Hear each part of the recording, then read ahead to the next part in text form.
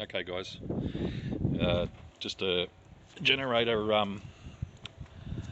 that I bought a while ago, just a Chinese generator. Okay, it has a knob up the top here for when you're storing it. You close it, it seals the tank, doesn't allow air in and out. When you're running it, of course, you need to flick it over to open. Also down here you've got an on switch for switching it on before you pull start it. Down here there's an economy switch, which doesn't really matter where you put it, but if you've got a few loads you switch it off so the generator can keep up with the loads. But if you find that it's running really well, you just flick that over and it drops the revs down a little bit. Sorry about that, my arm's in the way.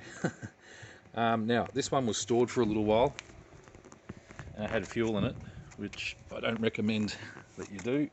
I recommend you empty the fuel out or run it out, but in my case I couldn't start it, so I've taken this this cover off, which is just a screw in there.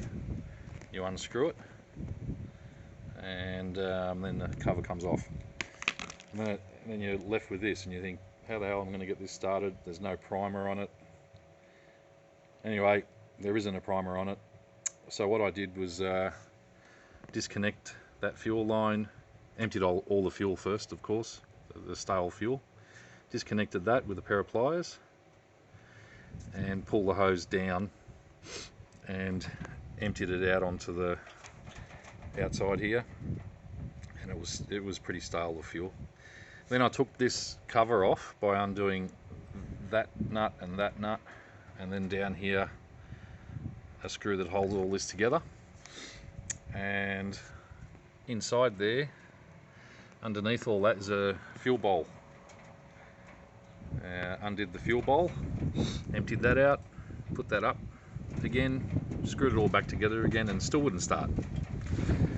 So I thought, oh well, what am I going to do now? So I grabbed some fuel and undone just those two, split it a little bit and just primed it. Got a bit of fuel in a small container and just poured a bit down the gap.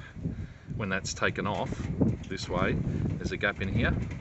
Just pour a little bit of fuel in there and of course close it up again. Wipe any excessive fuel off because you don't want things catching fire. And then I pulled it a couple of times and it started. So normally you would flick the choke over, put that switch on, which I've already done, and it should start. Stop choke, off it goes. So switched it off. It's a good little generator, but the problem is there's no primer on them. So, and if you got stale fuel in there, it doesn't help. Just thought if you get stuck somewhere and you have to fix your little generator, it's probably a handy thing to know. Anyway, thanks very much. Bye.